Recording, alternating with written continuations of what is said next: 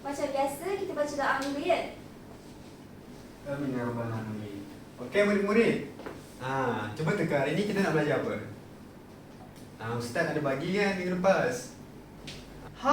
Korang dah baca tak apa yang Ustaz bagi minggu lepas? Bakis. Bagus, dah baca. Yang kat belakang tu, dah baca ke? Dah baca? Baik, ayuah nama Ustaz. Baiklah, murid-murid sekalian, pada hari ini kita akan belajar salah satu topik yang ada dalam kelas Gemara Al-Quran, yaitu bertaranum dengan Al-Quran. Jadi Ustaz nak tahu, siapa yang tahu tentang taranum ni? Syafiq, tahu tak ada berapa jenis taranum? Tak tahu? Alamak, mesti tak baca ni yang Ustazah suruh minggu lepas. Adam, tahu tak ada berapa jenis taranum? Ada 7, kan? Betul tak? Pandai Adam ni, mesti dah baca yang Ustazah suruh minggu lepas.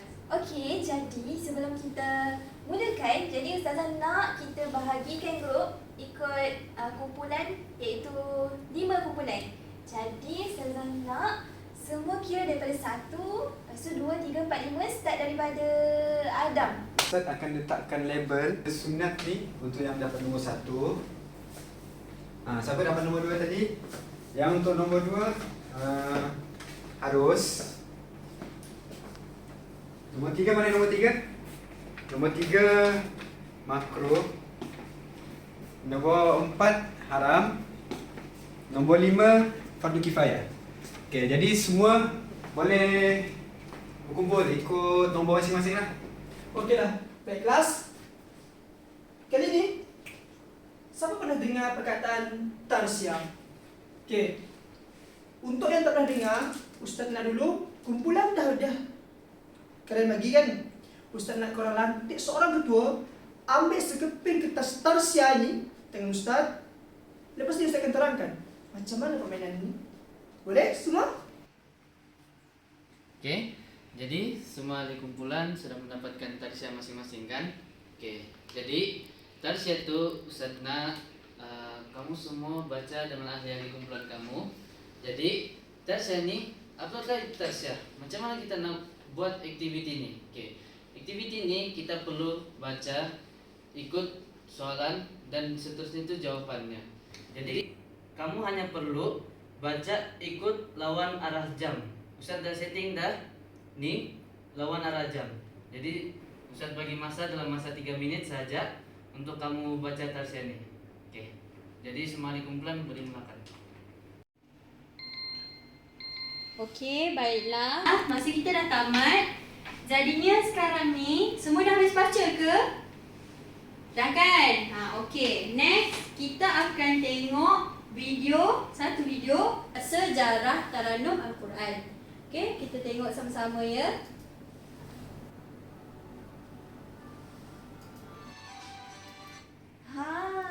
Ustazah nak tanya, daripada video yang dah ditayangkan ni, siapa boleh bagi tahu apa perkaitan di antara tarsiah yang Ustazah bagi dengan yang dia faham dalam video ni? Okey, jadi sekarang Ustaz nak wakil daripada kumpulan sunat. Korang pilih seorang wakil untuk bentangkan apa perkaitan antara video tadi dengan tarsiah yang Ustaz dah bagi tadi. Okey, jadi kita mulakan dengan wakil dari kumpulan sunat. Boleh pilih seorang. Jadi siapa nak bentang? Baik Aki. Ustaz nampak kamu paling fokus. Boleh? Sila bentang di hadapan. Terbaik Bayaki. Okey, start. Okey, saya nak semua tepuk tangan untuk Bayaki sekarang. Boleh? Okey, dah. Ustaz nak kumpulan dari haram pula. Ustaz nak terangkan apa yang kalian faham. Boleh? Ustaz ucapkan tahniah kepada semua pelajar atas pembentangan yang begitu baik sekali. Jadi apa yang kamu bentangkan tadi itu dengan Ustaz adalah semua berkait dengan apa aktiviti kita pada hari ini.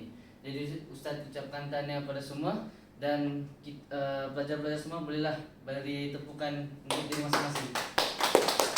Okey, jadi untuk aktiviti kita yang seterusnya, kita akan membuat satu peta itik, yaitu peta pokok.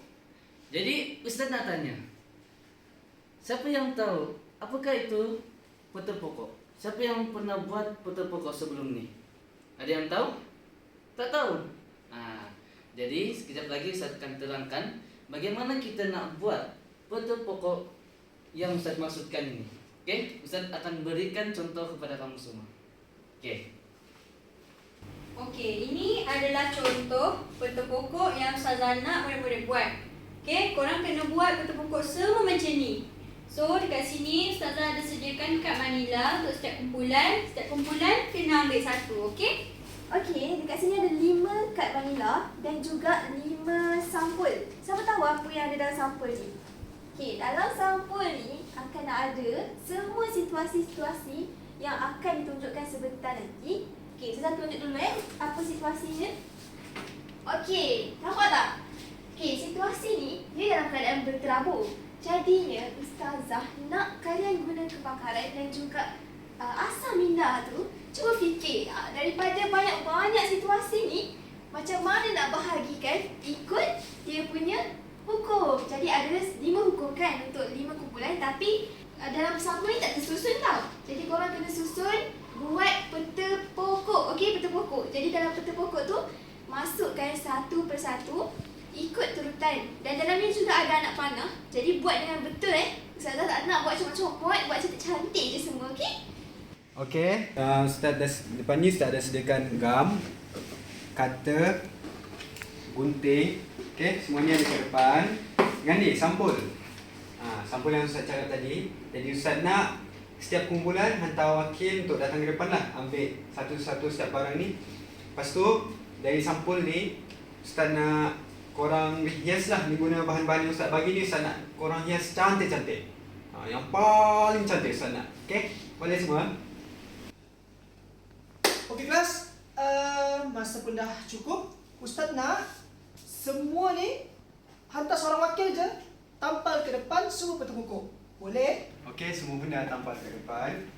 Cantik-cantik je semua. Okey, jom kita tengok jawapan yang betul. Inilah jawapan yang betul. Semua pun Ustaz nampak baik ya, jawapan elok. Mereka bentuk pun cantik, comel. Tapi Ni grup siapa yang buat? Boleh Ustaz tahu? Okey, tak apa, Ustaz faham. Anak-anak murid Ustaz semuanya kreatif-kreatif. Tapi Ustaz nak pesan, Ustaz nak peta pokok, bukan sebegini. Boleh? Dan Ustazah nak explain dekat sini yang Ustazah perasan yang banyak salah, yang ramai confuse adalah dekat part Zaid berterlalu dengan suara yang kuat sehingga mengganggu kawannya tidur. Mungkin sebahagian daripada kita rasa itu haram kan? Jadinya walaupun perbuatan itu macam mengganggu ketenteraman orang lain, tapi dalam konteks berterlalu ni dia tak adalah sampai haram, jadi makruh. Jadi kita tengok lagi contoh lain. Kalau sunat, contoh situasi ni adalah Nisa bertarannum sambil mentadaburi ayat Al-Quran. Dah lah bertarannum, dah dapat satu pahala kan? Okey, lepas tu dia bertadabur pula, jadi banyaklah pahala sunatnya. Okey, seterusnya kalau harus, kita selalu tanya kan, apa hukum kalau kita bertarannum dalam solat? Jadi kalau ikut perbahasan ulama, ramai yang mengatakan jumhurnya adalah harus untuk bertarannum dalam solat. Seterusnya kalau haram. Okey, Aisyah bertarannum dengan riak kerana ingin dipuji. Kebanyakan daripada orang yang suaranya sedap, mungkin bagi dia biasa untuk rasa takabur, riak untuk menampilkan suaranya yang sangat merdu, tapi sebenarnya dalam konteks bertarannum untuk berniat sedemikian, maka haram. Seterusnya yang terakhir, fardu kifayah. Apa maksud fardu kifayah? Fardu kifayah ni kalau seorang tak buat, maka jadinya seluruh masyarakat setempat akan berdosa. Contohnya apa? Okey, Ustaz Abdullah bertarannum supaya masyarakat ingin dekat dengan Al-Quran. Bayangkan dalam satu kampung, tak ada siapa pun yang pandai bertarannum. Apa jadi? Jadinya satu kampung itu akan berdosa lah. Jadi sebab itulah ini termasuk dalam situasi fardu kifayah. Okey, baiklah. Kita dah selesai buat tarsiah, buat peta minda, tengok video. Okey, jadinya kita ke arah aktiviti yang terakhir, iaitu projek kotak minda. Kita punya aktiviti kotak minda nih. Oke. Dalam kelas ini kita mempunyai 5 kumpulan. Jadi Ustadz nak 3 kumpulan buat kotak minda dengan menjelaskan hukum harus bertaranum dengan Al-Quran. Yang baginya pula tuh, yang 2 kumpulan lagi tuh, oke, kamu perlu buat kotak minda dengan menjelaskan hukum tidak harus bertaranum dengan Al-Quran. Dekat sini Ustazah ada bawa contoh kawan korang, dan ni Ustazah bawa yang paling cantik. So Ustazah nak korang buat macam ni Ustazah tunjuk contoh isi kotak minda ni. Tengok dia terbuka jatuh. Dekat sini ada ulama yang berpendapat. Lepas tu situasi hukum harus. Okey, lepas tu ada dalil harus bertaranum dan tarjih pasal hukum bertaranum. Okey, best tak pelajaran kita pada hari ini? Maksudnya hari ini korang dah boleh tahu tentang hukum bertaranum ni ada berapa? Ada berapa semua? Sunat, makruh, harus, haram dan fardu kifayah. Betul, pandai nak menurut Ustaz. Tapi hukum yang disepakati oleh ulama adalah hukum harus. Okey, faham semua? Faham. Okey, bagus. Terima kasih semua. Okey, ini saja pembelajaran kita hari ini. Bila taufiq wal hidayah. Wassalamualaikum warahmatullahi wabarakatuh.